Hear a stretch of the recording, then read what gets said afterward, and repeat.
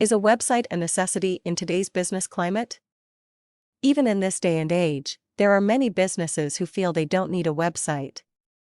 Some use the expression, "I just don't get any business from the internet," and others say that the website they had designed 12 years ago does not pull in enough customers to justify upgrading and renovating the current site.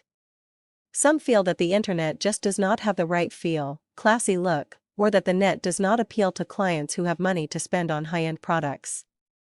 Others say that theirs is a word-of-mouth business and that the net won't make a difference. Finally, many still feel that people just don't use the internet for searches for their particular kind of business. For all these excuses, it is hard to find one that is pertinent and valid in today's business climate. So, what do you, as a small business owner, do? Why take the plunge or update the site you've had since the beginning of the 21st century? Well, times have not changed much, only the relevancy of the net to our everyday life has. In the mid-1900s, many people bought items through mail order. And what is an online retailer but an update of that old concept? In the same way, word of mouth has been replaced by Yelp, Urban Spoon, and Amazon reviews. It is the same idea, just a different way to do it. Even people who love and own horses do not generally use them to go to the store. Why would you rely on word of mouth when the person in the second booth was texting his comments as he tasted your food and reached many more people than the person in the first booth could possibly reach in 5 years of telling people about your food? On top of that, why write your specials on a dry erase board only, when you can post them on Facebook, your website, or tweet about them and have 100 people instantly see that your daily special is the one they have been waiting for? The internet is a powerful tool, one that, in today's business climate, it is necessary to use. Why should you have an internet presence at all? Simple, it provides information to prospective customers and clients. Information, pricing, references, all of that is available on the internet. Some businesses concern themselves more with one area rather than another, but all businesses need to provide some information, anything from the phone number, products and services provided, or simply your name and field of expertise. If you have no website at all, at least try something. There are several free website providers such as Weebly, PennySaver USA, and Wix that provide a simple way to set up a website.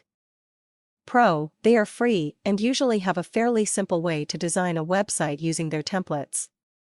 Con, they do look like templates, so your website may look exactly like the same business a block away. Their domain uses their name so it does not rate in searches and has their name as part of your domain name. And finally, if you don't have much skill in designing or are at least somewhat technically competent in computers, the whole thing can turn into a frustrating nightmare.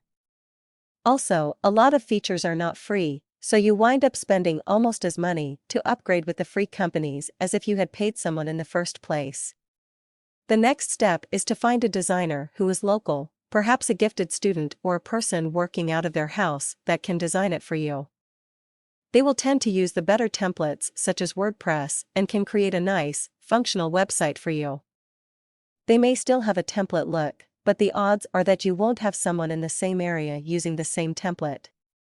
A designer at this level will also usually steer you into using one of the standard domain providers such as GoDaddy or DirectNick so that you will have a domain name of mybusiness.com instead of mybusiness.domainprovider.com, so people can see it accurately and it will show better in the major search engines. Oftentimes, it is well worth the investment to allow someone to handle these things. After all, you know your business well, and aren't delegating authority and projects one of your responsibilities. The next step up the ladder is a tricky one. Many companies feel they can justify hiring a full-time or part-time designer. For a mid-sized business, however, that is not necessarily economically feasible. You can find many web design firms that will take your projects. You usually have a choice of plans either on a per-project plan, hourly plans, or maintenance plans. The key to which one is best for you depends on your needs. For a business that just needs a one-time site design, per project may be best. For companies such as restaurants who want to change menu items or sales, any company that need a shopping cart for example, the best options may either be a content management system which allows you, the business owner, to change the website anytime you need, especially on a daily basis, without needing to go through the designer of the site. For a larger company who may need periodic updating of your websites with information or products, for example on a bi-weekly basis, many web firms offer various types of monthly, quarterly, and yearly maintenance plans. These allow you to call in changes and know that the web firm will do the updates in a specified time based upon your contract agreement. The biggest advantage with a design firm is this: you will usually have different people working on your project, such as a designer, programmer, graphic designer, and content writer. This allows several areas of your job to be worked upon concurrently, making the project easier to come in on time. The disadvantage: they may have several projects they are working on at one time, so they may not always be ready for on-the-spot questions about your individual project. If you do a step over to the next ladder and you are a larger company, you may hire a full-time designer/programmer. Pro: they are there only to work on your projects. Con: they may excel in one area such as graphics, but be weaker in another such as programming. The other downside is that if there is a slowdown in the business or lack of work, they are still on the payroll. Conversely, if you hire, as an example, a combination IT and web designer, they may have to sacrifice one, usually web design, if there is a major problem with the IT side of things these days. Being classy or high-end does not exclude people from the internet. On the other hand, just look at websites for Coco Chanel and Rolls-Royce Automotive, major charities such as the City of Hope and the Thalians, even social organizations of every range. No business, regardless of size or ranking, can afford to be without an internet presence these days.